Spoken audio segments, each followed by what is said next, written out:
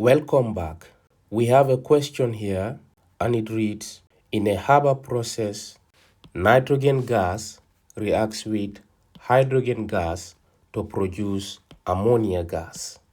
Given that Kc is 9.60 times 10 to the power negative 2 at 300 degrees Celsius. Question 1. Write a balanced chemical equation for this reaction. Question 2.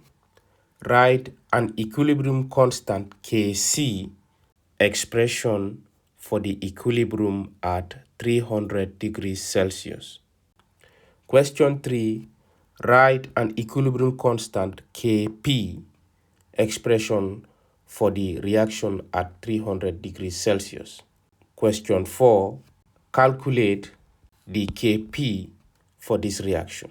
Take R is equal to 0.08314 atmosphere dm cube per mole per Kelvin. Solution.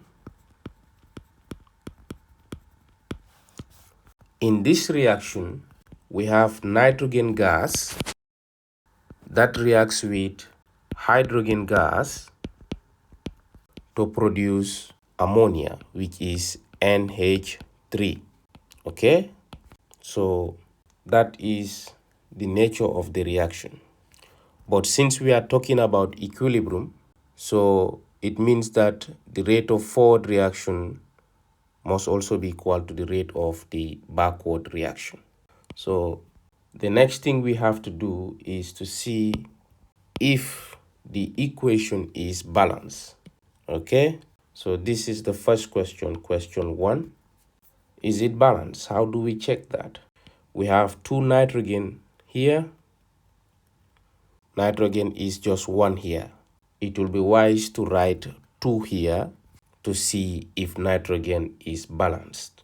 Okay, 2 nitrogen here, 2 nitrogen here. So how many hydrogens do we have there?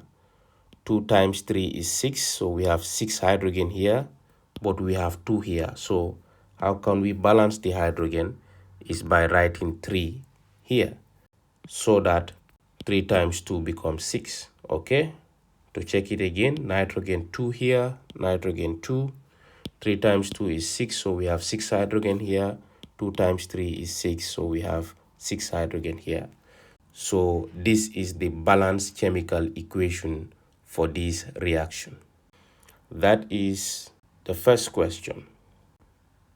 The second question is asking us to write an equilibrium constant Kc expression for this reaction. So how do we write that? So question 2, to find Kc, we know that Kc is equal to the concentration of the products. What is the product that we have? We have only one substance here, which is the ammonia gas, that is NH3, all over the concentration of the reactants. So we have nitrogen gas and we have hydrogen gas. Then we have to write the coefficients that we have in front of these substances, that is the mole. So for ammonia is 2, so we have to write 2. For nitrogen gas is 1, so there is no need of writing that. For hydrogen gas is 3, so let's write that. This is the Kc expression of this reaction. Okay, the third question is asking us to write the Kp expression. Write an equilibrium constant Kp expression for the reaction at 300 degrees centigrade. So question 3, Kp is also expressed the same as how we express Kc. Okay, but Kp is in terms of partial pressure. Okay, Remember, Kc, here we are using the concentration of the substances, okay? But for Kp, we are using the partial pressure. So that is the difference, all right? So that will be the partial pressure of ammonia gas all over the partial pressure of the nitrogen gas and the partial pressure of the hydrogen gas. Again, we should write the coefficients, all right? So this is how we express Kp and this is how we express Kc. Remember, Kc is an equilibrium constant that uses concentration.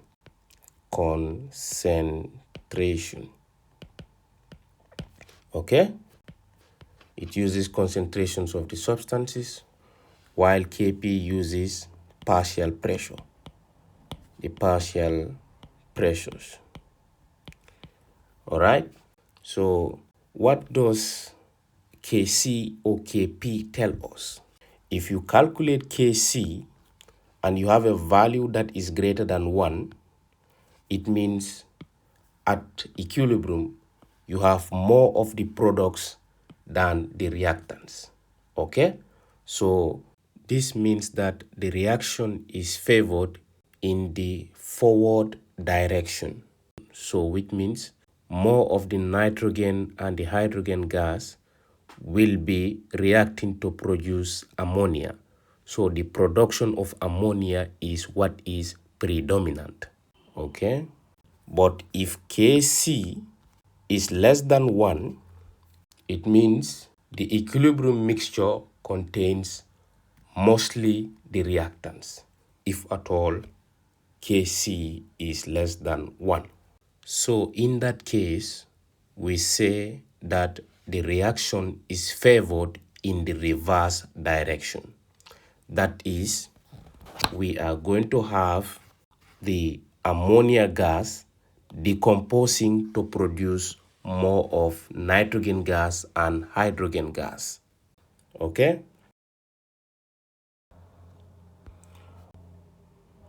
So, how is Kp and Kc related?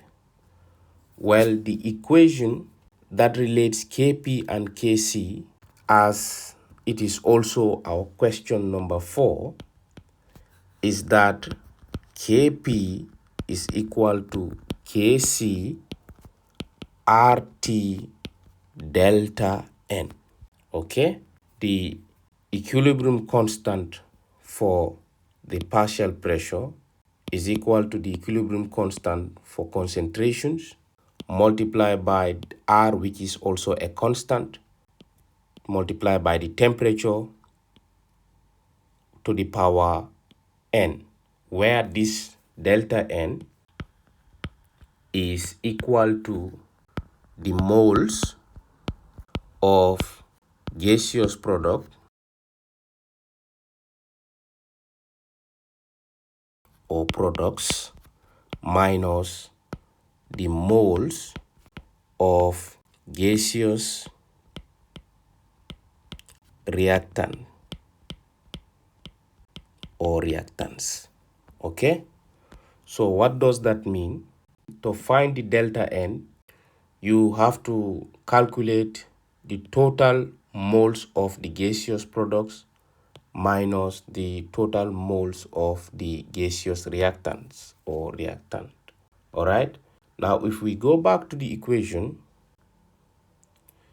here the mole that we have for the product is 2. Okay? For the reactant side, the mole for the hydrogen is 3 and for the nitrogen is 1. Okay? So, which means the total moles for the reactants will be 1 plus 3, which is 4. All right? So, therefore, since N is equal to the total moles for the product is 2 minus the total mole for the reactant is going to be 1 plus 3, which is 4, right? So therefore, N is equal to minus 2. You always have to be careful. When you have a negative number, it affects the calculation a lot. So moving on, Kp is equal to Kc. What is Kc given in the question? Kc is given as 9.60 times 10 to the power minus 2. Okay? 9.60 times 10 to the power minus 2 multiplied by R. What is R? R is given as 0.08314 atmosphere dm cube per mole per Kelvin. 0.08314. Okay? 0.08314. Then this should be multiplied by the temperature. The temperature is given as 300 degrees centigrade, but our calculations have to be in Kelvin. So to convert it to Kelvin, you add 273. So that will be 300 plus 273 gives 573 Kelvin, right? So that is 573 to the power, what is the delta N? The delta N is calculated as -2. Okay? So that is Kp is equal to 9.60 times 10 to the power minus 2. Well, I would pause a bit and discuss about what we can do with this -2. If you can recall, one of the laws of indices is if you have a to the power -1, you can convert this to be 1 all over a to the power 1. Okay? If you have a to the power minus 2, that is the same as 1 all over a to the power 2. So that is the same thing we're going to apply here. Okay? If we have this to the power -2, it means it is 1 all over that, so that we can omit this minus 2. All right? So we can say times 1 all over 0.08314 times 573 to the power 2. Okay? So Kp is equal to 9.60 times 10 to the power minus 2 all over 0.08314 times 573 to the power 2. So this is 9.60 times 10 to the power minus 2 all over 0.08314 times 573. We get 47.63922 to the power 2. So we can move on to divide this directly. 9.60 times 10 to the power minus 2 divided by 47.63922 to the power 2. We get 4.23 times 10 to the power minus 5. And that is your answer. So bear in mind that Kc and Kp do not have units. All right, that is an important point to note. So this answers the question. But in another question, they can ask you to find Kc instead when they give you Kp. So we know that Kp is equal to Kc RT delta N. So to find Kc, we're going to divide both sides by RT delta N. Both sides by RT delta N. So which means Kc is equal to Kp all over RT delta N. Okay, so that is the relationship between Kc and Kp.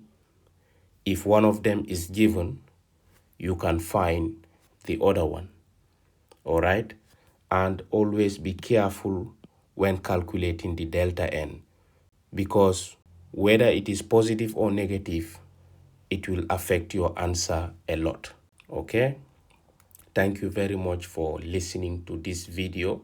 If this is the first time of visiting this channel, please subscribe. You can like and share our videos.